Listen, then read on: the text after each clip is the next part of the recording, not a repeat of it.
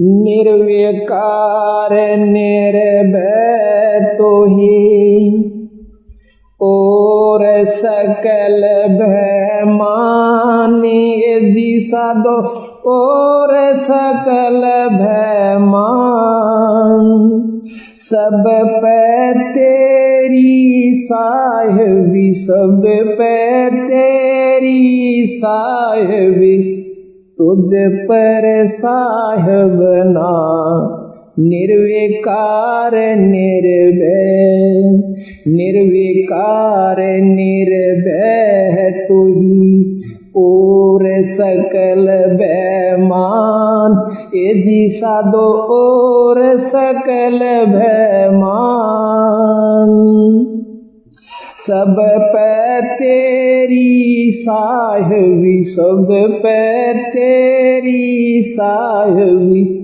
तुझ पर साहिब ना निर्विकार निर्भय संध्या सुमरण आरती भजन भरोसे दास ए जी साधो भजन भरोसे दास मनसा वाचा कर्मणा मनसा वाचा कर्मणा जब लग घट में सांस निर्विकार निर्भय निर्विकार निर्भय तू ही और सकल भय मान ए जी साधो और सकल भय मान सब पे तेरी साहिबी सब पे तेरी तुझ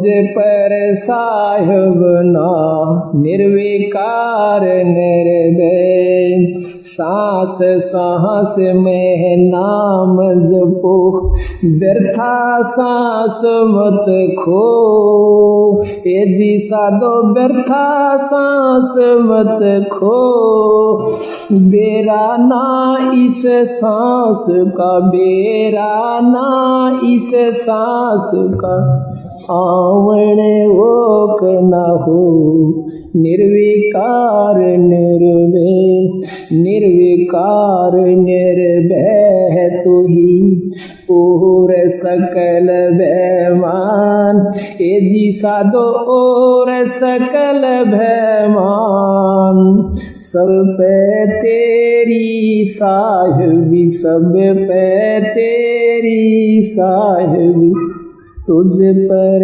साहिब ना निर्विकार निर्भय सांसों की करो सुमरणी करो अजप का जाप ए जी साधो जपो अजप जाप परम तत्व का ध्यान धरो तुम परम तत्व का ध्यान धरो वो सो हम आपो आप निर्विकार निर्भय निर्विकार निर्भय तू ही और सकल भय मान ए जी साधो और सकल भय मान सब पे तेरी साहिबी सब पे तेरी साहिबी पर तुझ पर साहिब ना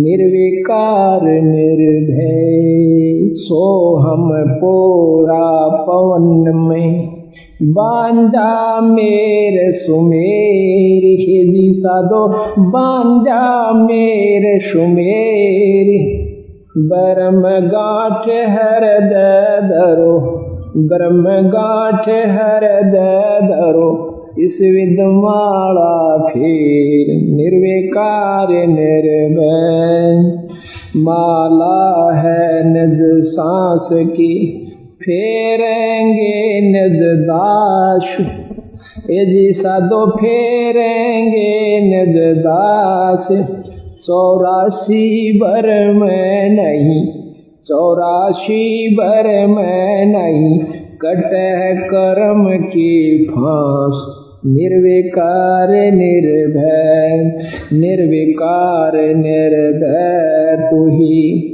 और सकल भयमान।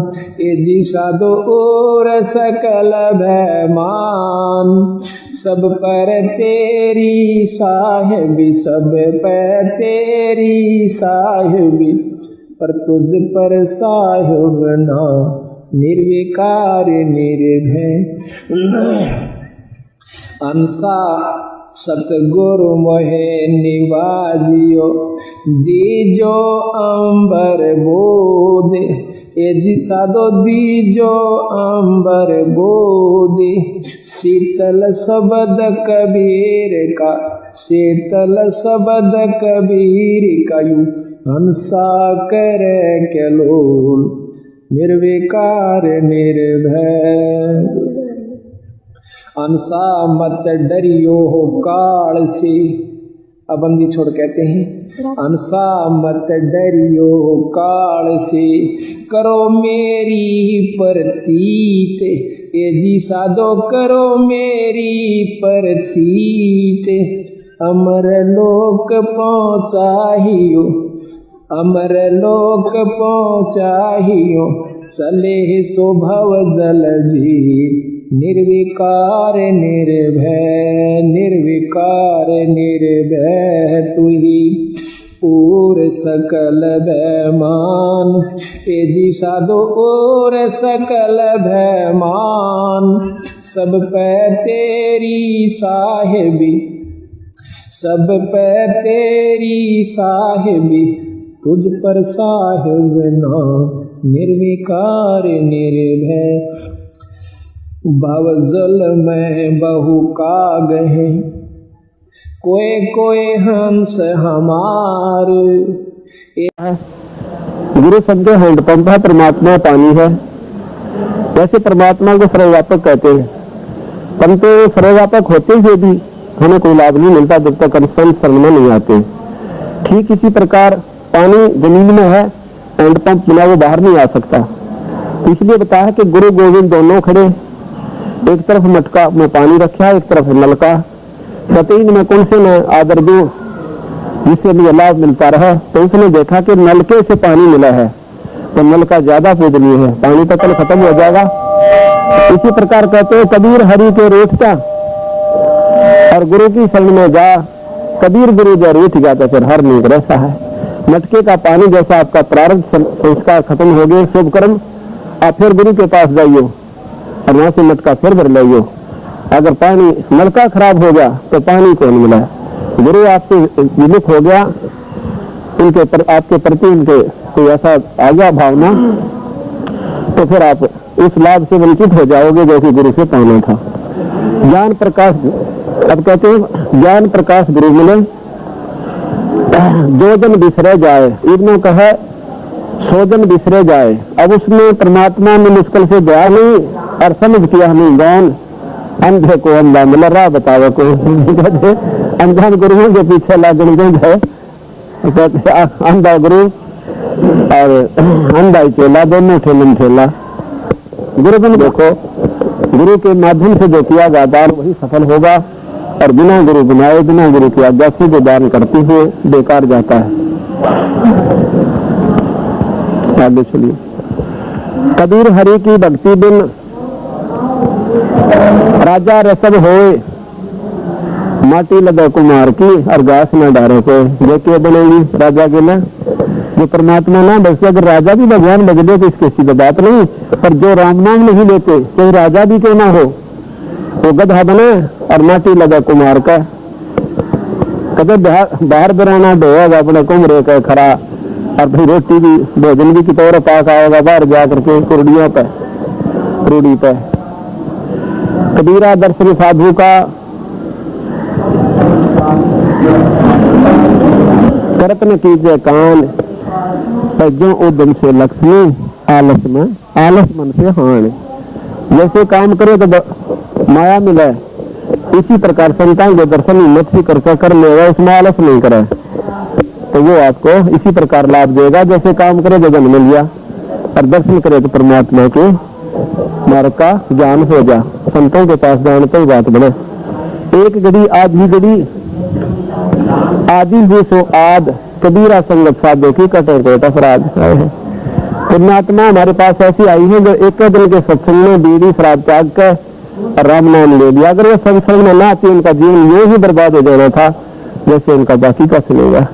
तो इसलिए कहते हैं संतों के दर्शन से सत्संग में जान पे जीव उद्धार होता है। भक्ति द्राविड़ उपजी जाए रामानंद, प्रगट करी कबीर ने सात दीप में खंड। ये सतमार्ग का दर्शन केवल कबीर साहब ने किया, लेकिन रामानंद जी जो बंदी छोड़ के ये जो गुरुदेव थे इस तीन लोग की भक्ति में सबसे श्रेष्ठ थे। लेकिन उनका विभ्रम तोड़ के सतगुरु ने कहा कि महाराज जी असली तत्व अभी और बाकी रहता है। तो जब सतगुरु ने उनको आंखें दिखा करके वो सतलोक के दर्शन कराए सतपुरुष के, रामानंद जी ने वह स्वीकार कर ली, जबकि पहले इन बातों को नहीं मानते थे। गरीबदास जी महाराज कहते हैं भक्ति द्राविड़ देश थी, यहाँ नहीं एक रेस, ऊत भूत की भावना और पाखंड और प्रपंच। इसी का प्रमाण खुद कबीर साहब देते हैं। भक्ति द्राविड़ उपजी लाए रामानंद, ये कबीर साहब अपनी वाणी देते। प्रगट करी कबीर ने सात दीप में खंड।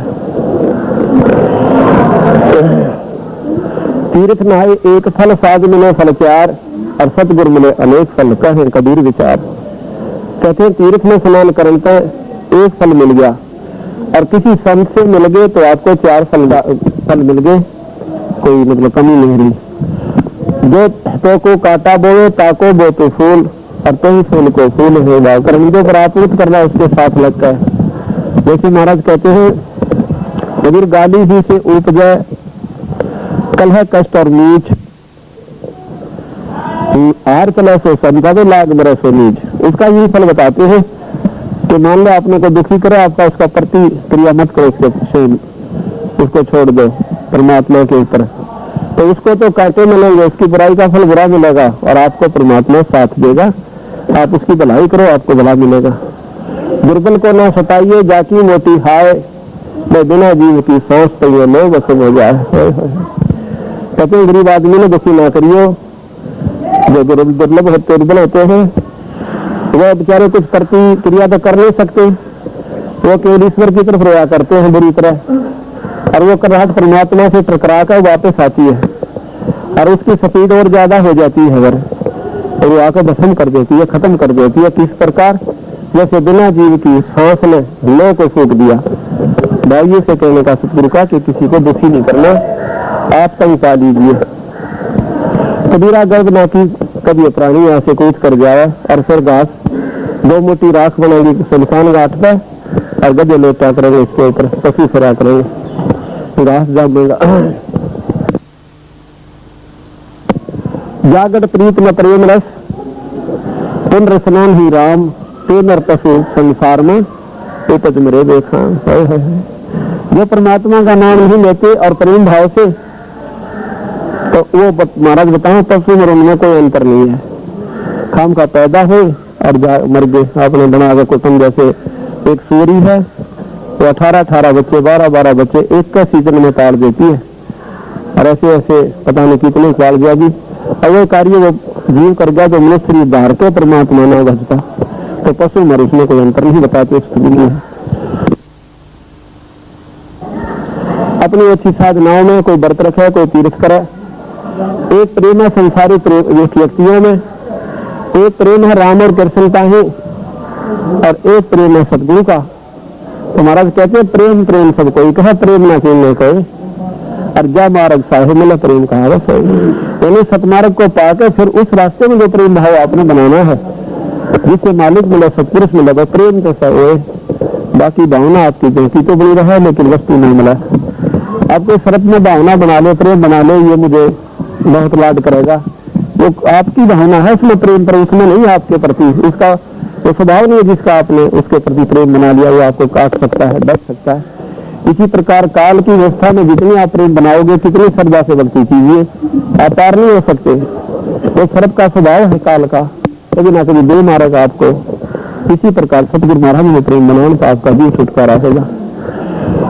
इसे त्याग बैराग है, समता कही है ज्ञान, और सुख पाई सब जीव सो, यही भक्ति परम है। बंदी महाराज कहते हैं कि विषय त्याग बैराग है। विकारों को त्याग कर आप बैराग घर में भी कर सकते हो। एक और साल लपेट रखे थे। आगे जाकर के एक झोपड़ी में एक व्यक्ति रहता था। एक गौ रखी हुई थी और 2 व्यक्ति थे और कोई उनका संतान नहीं थी। समय पर बारिश हो रही थी, सावन का महीना था, थोड़ी थोड़ी ठंडी हवा चल रही थी। राजा ने उनकी झोपड़ी के पीछे शरण ले ली, क्योंकि घर छोड़ चुका था और परमात्मा में लीन हो गया था। तो हवा के बचाव के लिए रात काटनी चाहिए। तो रात्रि के समय वो दोनों पति पत्नी क्या बातें करते कि अच्छी फसल होगी, अच्छी बारिश हो गई है, आज तो मौज होगी अपनी। ये ठाट तो बलख बुखारा के बादशाह के भी कहना, क्योंकि बलख बुखारा का बादशाह बहुत ही रिच यानी धनी व्यक्ति था। उसके दादा नाना जी थे जो वो उससे भी ज्यादा धनी थे। वो सारा का सारा धन उनको दे गए थे, इब्राहिम सुल्तान को। पर सदगुरु की महिमा हुई, उस नरक से निकालकर उन्होंने उनको संत बना दिया था। और वो फिर उनकी मूर्खता तो ऐसा है बेबौड़ी बूझ, ये एक झोपड़ी में और 2 बीघे जमीन में ज्वार बो रहे, इस महाराज जी हो गए, आज 60 हो गए, अरे गऊ ले रहे। उन्होंने सोचा कि ना मैं इनको सतमार्ग बता दूं, इन बौड़ी बोले भक्तों को, हो सकता है इनका बेड़ा पार हो जाए। जाकर कहने लगा अपने मुंह में धोकर, तो बारिश में साफ तो ही गया था। कहने लगा भैया आप भक्ति करा करो भगवान की, ये कुछ नहीं मौज मौज झूठी है। अब क्या कर रहे थे आप? बलख बुखारा बलख बुखारा। अब तू कहाँ सुन रहा था? अब मैं सुन रहा था तुम्हारी झोपड़ी के पीछे। फिर मैं बताना पड़ा कि क्या कर रहे थे, हमारे 60 बलख बुखारा के बाद 6 के बराबर हो गए। भी कोई ना उससे भी ज्यादा है। ये क्या सौदा बोला, कल मर जाएंगे, कल में कदे बनोगे। और देख मैं बलख बुखारे का बादशाह राज छोड़िया, उनकी बुद्धि कहाँ काम कर रहा है। मैं बोले असल पे तू बलख बुखारे का बादशाह को ना, और जब बलख बुखारे का बादशाह राज छोड़ा तेरे के बाद बॉडी बूझ नहीं, यदि उनकी बुद्धि यही तो काम करे, जब वो है तो तेरे के घर में कम्मा नहीं सुनी छोड़ दिखाएगा। तो वहाँ क्या कहते हैं बंदी छोड़ गरीबदास जी कि रांडी ढांडी ना तब ये नर कही काग, और बलख बुखारा छोड़ दिया ठीक है तस्ली लाग। ये जो विकार त्यागने हैं इनके लिए कहा है कि पिछले संस्कारों से ही ये विकार छूटते ना नहीं छूटते। इच्छा सबकी खैर ना काहू से दोस्ती व ना काहू से बैर। अब दोस्ती करे किससे? क्योंकि काल के उपासक, और बैर करे क्यों कर? क्योंकि जीव उसके सारे। अब क्यों कर उनसे बैर? उनको ज्ञान है कि ये सारे भोले वाली आत्मा मेरी है, ये तो काल में दौड़ रखी अपने जीवों में धक्के थे। अब बैर करो तो ये मेरे सारे के सारे किसने मारो किसने बख्शो। और प्रेमी में नहीं बनता कि ये मुझे पहचान नहीं रहे और इस काल की साधना करें। कबीर खड़ा बाजार में पूछा सबकी खैर, ना काहू से दोस्ती ना काहू से बैर। बोल सतगुरु देव।